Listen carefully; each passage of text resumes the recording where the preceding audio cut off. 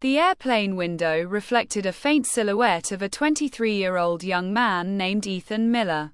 His eyes were tired but full of hope, staring at the clouds outside as if they carried the dreams he had been chasing his entire life. Ethan wasn't born into luxury. He came from a small town called Ridgewood, where people lived simple lives and dreams rarely grew bigger than the town limits. His father worked as a mechanic, hands always stained with grease, and his mother worked part-time at a grocery store. They lived modestly, sometimes struggling to pay bills, but they were rich in love. Ethan was the eldest of 3 siblings.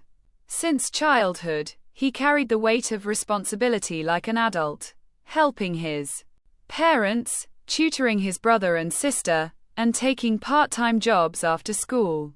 Whenever he walked past the airport screen at the local bus station, he would pause and stare at the flights departing to London, Toronto, Dubai, Sydney, wondering how life looked beyond Ridgewood. He dreamed of going abroad, not for luxury, but to lift his family from the cycle of financial stress. One night, while his parents were asleep, he whispered to himself, one day, I will change everything. I will make them proud. The opportunity came unexpectedly. A friend told him about a work visa program for Canada. It wasn't a dream job, just survival jobs like warehouses, delivery, cleaning, but the pay was better than what he could ever earn in his town. Ethan applied. They sold his mother's jewelry to afford the visa and ticket. His father, who rarely showed emotions, placed a hand on Ethan's shoulder before he left. Son, don't think of us if life gets hard there. Just don't quit. A father can live without comfort, but not without pride. With those words stuck in his heart like thorns and wings at the same time, Ethan boarded the flight, full of hope, fear, and determination. 2. Harsh reality of overseas life. When he landed in Toronto, the air felt different, cold, unfamiliar, and brutally honest. He thought life would change instantly. He expected better jobs, a nice place to live, maybe a little comfort. Reality slapped him on the first day. The apartment he had been promised was actually a shared basement with 8 other immigrants from different countries: India, Brazil, Nigeria, Philippines, Turkey. They slept on mattresses on the floor, sharing one washroom and a tiny kitchen. The rent, $450 per month, for a mattress space. Not even a room. His first job was in a warehouse, not full-time but night shifts, packing boxes, lifting heavy loads, standing 10 to 12 hours straight. The supervisor shouted like he was commanding prisoners. The first night, Ethan's hands swelled, his back ached so badly that he could barely walk. But he didn't complain. He remembered his father's words. He would return to the basement at 5 a.m., exhausted, sleep 3 to 4 hours, wake up and search for another job for extra income. Slowly he added a second job, delivery driving.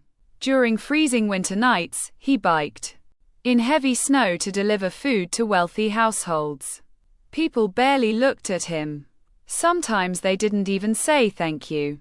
One night, a customer didn't open the door. He waited 15 minutes. When the man finally came, he said, "You're late. I don't want it anymore." "Keep it." He shut the door. Ethan stood there, shivering, numb fingers holding a bag of cold food. He whispered to himself, "Why am I not enough for this country? Why does everything feel like a battle?" He ate the rejected food alone in a parking lot. That night, he cried. Not because of the insult, but because he felt lost. The dream felt like a lie. 3. A lonely battle. Months passed. Ethan sent most of his earnings back home. He paid his siblings' school fees, helped his parents with bills. His own life remained stuck. Basement room, cheap food, long shifts, no rest, no friends, no celebrations. He watched others partying, going on vacations, taking pictures at beautiful places in Canada while his reality was survival. Sometimes his mother called and asked, "Greater than, are you eating properly? Are you okay?" He always replied with a smile. Greater than, "Yes, Mom. Everything is fine. Life is good here." But after the call, he felt hollow. He swallowed his truth so his parents never worried. Winter became his enemy. The temperatures dropped to -25 degrees Celsius. One night, while delivering, his bike slipped on ice. He fell hard, injuring his knee. The food spilled. He sat on the frozen pavement, snowflakes landing on his face like tiny knives. He wanted to scream, but silence came instead. A homeless man nearby approached and said, "Greater than, tough night, huh? You okay, kid?" Ethan nodded, eyes filled with tears. The man gave him his own scarf and said, "Greater than, life doesn't hate you. It's just testing if you deserve the next chapter." Those words hit deep. Ethan stood up, pushed through the pain, and finished his remaining deliveries with a limping leg. 4. Turning point. A stranger's kindness. One evening at the warehouse, a new manager visited Mr. Anderson, a calm and observant man. He noticed Ethan working quietly, without complaint, even when others avoided hard tasks. After the shift, he approached Ethan. "Greater than, you work harder than most people here. Do you study?" Ethan shook his head. "I used to, but now, I only work." Mr. Anderson paused, then said, "Greater than, hard work is good, but if you don't grow, you'll stay stuck here forever. Come meet me on Friday. Just trust me." Ethan didn't know why, but he went. Mr. Anderson handed him a brochure for a community college and said, "Greater than, study, get a diploma. You're capable of more than labor jobs. I'll adjust your schedule if needed." Ethan hesitated. It meant spending money, reducing work hours, risking his income, and his family depended on him. But that night, he looked at his reflection in the basement mirror and whispered, "Greater than, if I don't change something, I'll die this way." He enrolled. 5. The struggle to rise. The next year was brutal. Ethan juggled 2 part-time jobs, evening classes, assignments, family responsibilities. He slept 4 hours a day. He studied during bus rides and lunch breaks. Many days he wanted to quit. One day he broke down. He stared at his open textbook and the numbers blurred. He punched the table and cried, "Greater than, why is success so expensive? Why does everything cost pain?"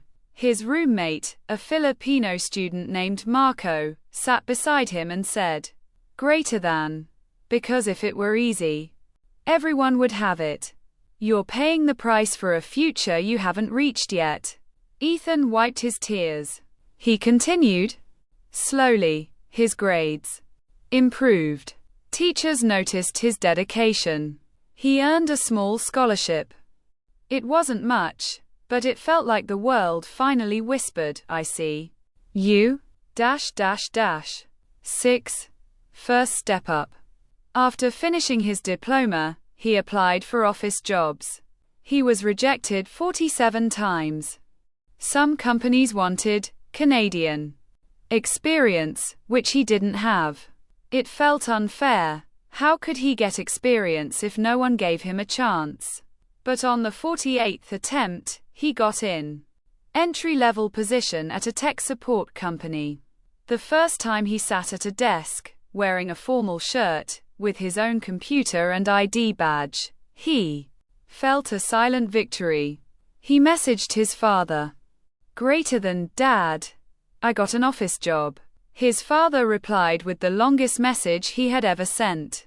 Greater than, proud of you, son, not because of the job, but because you never quit. Ethan's life improved. He moved out of the basement, rented a small studio apartment, just one room, but it was his. No shared bathroom, no noisy roommates. He bought a warm jacket, not the cheapest one, for the first time. He cooked proper meals. He smiled more. He still sent money home, more than ever. And for the first time, his family saved instead of surviving. 7. Success. With a hidden cost. Years passed. Ethan grew in his company. Promotions, raises, respect. He trained new hires, spoke confidently, and became someone others admired.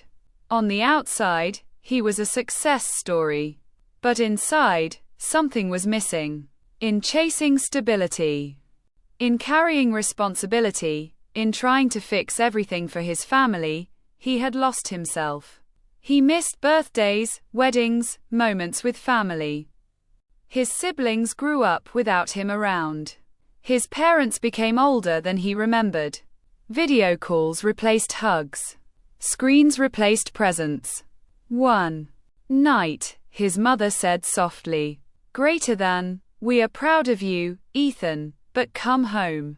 We don't need your money as much as we need you. His heart sank. He whispered, Greater than, I will, soon. But soon kept getting delayed. 8. The return. After 7 years abroad, he finally returned to Ridgewood. The airport felt smaller. The town looked the same, but he had changed. When his parents saw him, they cried.